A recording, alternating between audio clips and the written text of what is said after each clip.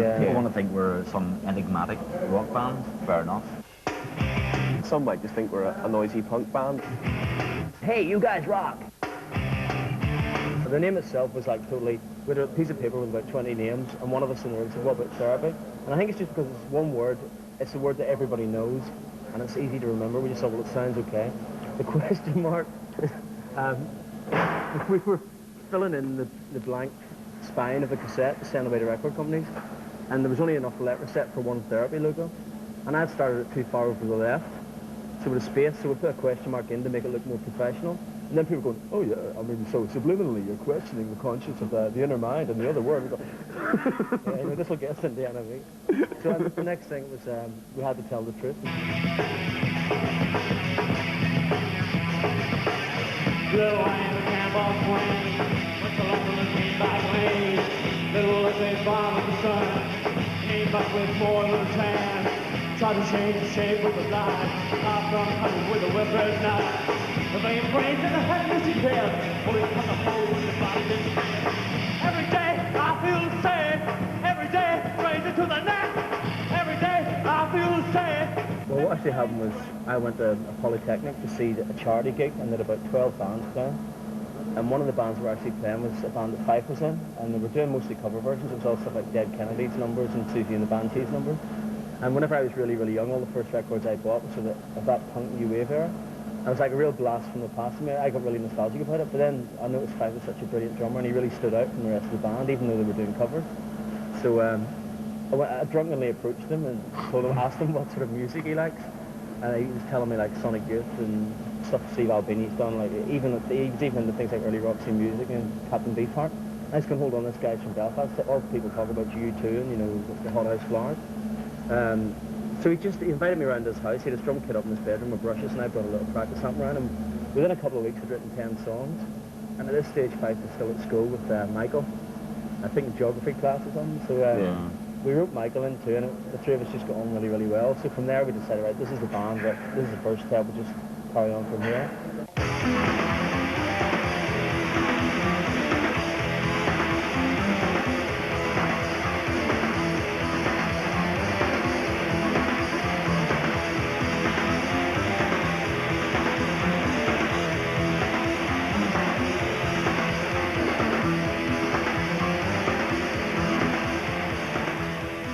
Yeah, I worked in the tire factory for a while. I had some money after I left school. Feile and Michael worked college, but they both had part-time jobs. So we'd send about 80 copies of our first demo tape, and we were getting thanks but no thanks, you know, from everybody else. Even Ouija, who eventually signed us. So we thought, right, we'll put all our money together, we'll press up the own 7-inch single, and we'll sell it at gigs. And that was probably the best thing we did, because so many people like got the whole of it. It's like John Peel played it, and people on Southern radio, even people on American radio stations played it in college radio stations, because we had only 1,000 copies of it, and it was like something special. And to us it was like brilliant to go and see a 7-inch single on our own label in the shops. But after that, then sort of we gave a copy of it to Leslie from Silverfish whenever we were at a Silverfish gig. Ouija heard it, and then the rest is history. Basically 2 days later, Gary phoned and said he wanted us to do an album for Ouija. No one knows the trouble I see. No one knows my mind. Don't think about it, you won't feel right. You can touch me. Hey! Freedom! Hey! Freedom! Hey! Freedom! It was our very first single, Meet Abstract. I was in Amsterdam on holiday, came back, I'd been at a New Beat club, and me and Feile were playing New Beat records. If you listen to Meet Abstract and keep the guitars away, it's a New Beat record, it's a New Beat drum beat and bass line, and we added like heavy rock guitar over the top of it. So I mean, even from then, right through to the records we've made at the minute, from our very first committed piece of vinyl, and then people, you know, we don't understand it. Grunge rock to me is like a retread of 70s music and sort of that whole sort of feeling. I think we think maybe we're not just going along those lines, we're not just a trad rock band as such. Certain retrogressive tendency, I think, of that genre, which we've never really been interested in, because we're always interested in experimenting and sort of developing new ideas.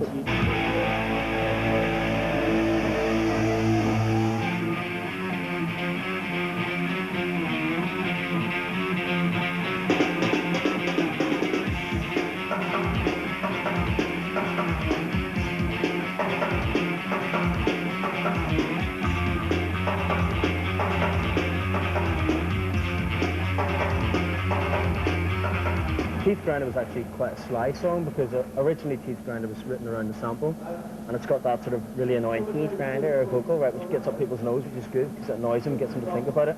But then what they don't realise, I think the song is actually about this girl that ground her teeth in sleep. That was a cover of the song. If you actually listen to the lyrics, it's about taking too many amphetamines or cocaine, where you get into that wired state where your teeth grind. And it's like, if anyone listens enough and has experienced that before, they'll know that's what the song's about. It's like people initially think it's about this girl. That's where the idea sparked from, and then it just developed on that.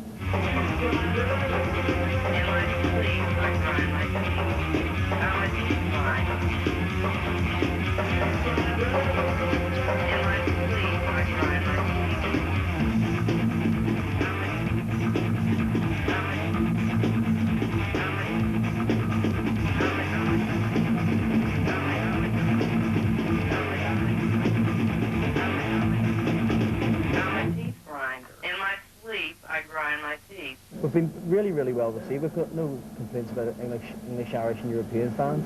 And America, like, we've only been over there twice now. The first time was one show, the second time was a small tour. And like, I mean, the people there were really into us, but I think they're more into rocking out, you know what I mean? Hey, you guys rock! You know what I mean? Like, so i.e. somebody jumps up and down with having a guitar on stage, so there he is, you know? But whereas over here, it's like, you know, I say, what's that hideous guitar he has? It's hardly suede, is it?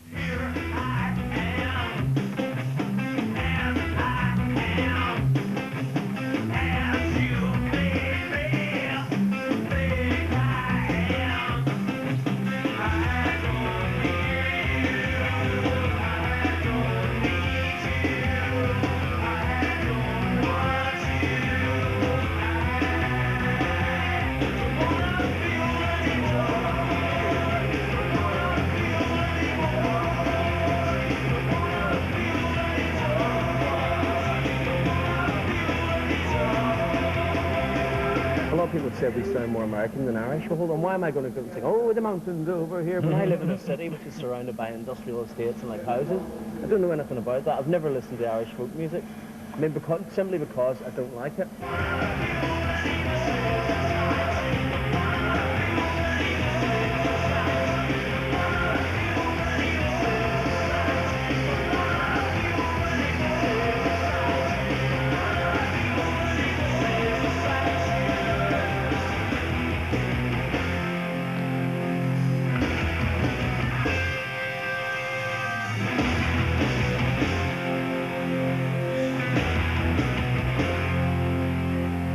The whole policy in Belfast is, and I really hope there's people in Belfast listening to this, and they can come up to me in a pub and say, you're talking your music shit if they want.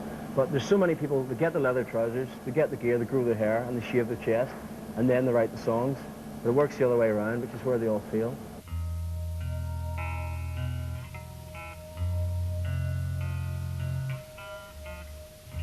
They are young, they mean it, they're having fun, they're totally unpretentious. They're loads of fun, and there's so few bands like that, really. Pull it out.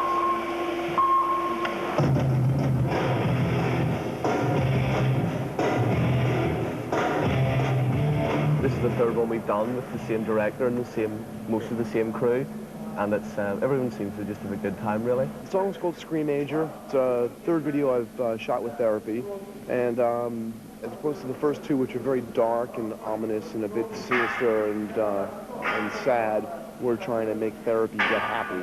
A little more friendly, like you actually like each other, okay? Let's all pretend we like each other just for this one day. How do you get Therapy happy? Well, you shoot them in Technicolor, Dayglow, you kind of keep reminding them to smile. And it is the poppiest song that they've ever written, so it's not too out of whack. Because it's really hard for us, you know, to sort of mime when we're not playing live. It's different when you're playing live, you can really get into it and get a buzz and stuff, but doing this, it's like someone says, jump up and down and pretend, you know, you're really going for it, and your guitar's not plugged in, there's no amplifier. Yeah. So the only way to do it really is just sort of relax it.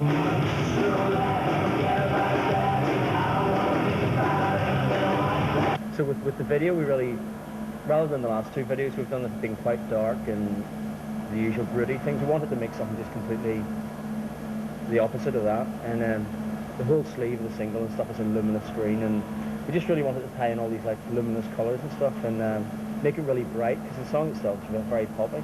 And we also wanted to get a dig at the cynics who say that we're going to sell out but in a pop song, you know, which is like, there always was popular music. There's always very beneath this murk of tune, or murk of like noise. So for this video, we're just going to take the piss out of ourselves about selling out, and there's going to be ingredients. So the intelligent fans of therapy can see what we're doing, and those people that come up to me in bars and go, play it faster, play it louder, I like this better when you played punk.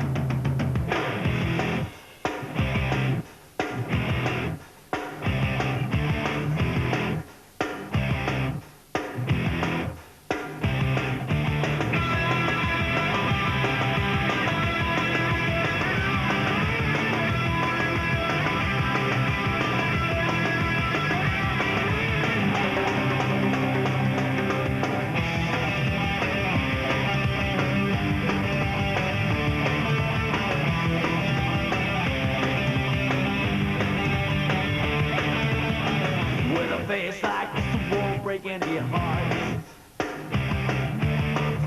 I'm thinking like that, I won't make any friends.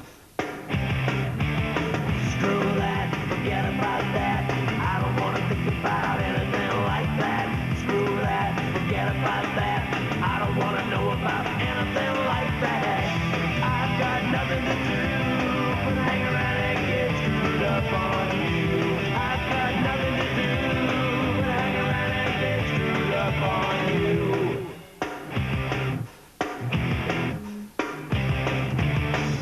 Your beauty makes me feel alone.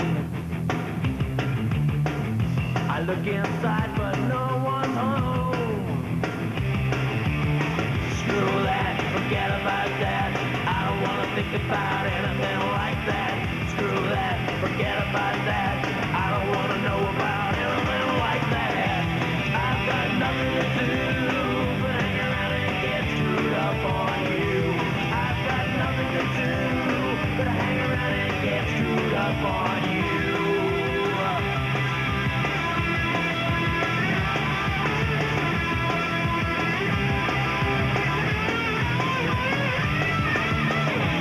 I've got nothing to do but hang around and get screwed up on you. I've got nothing to do but hang around and get screwed up on you. I've got nothing to do but hang around and get screwed up on you. I've got nothing to do but hang around and get screwed up on you. But get screwed up on you. But get screwed up on you.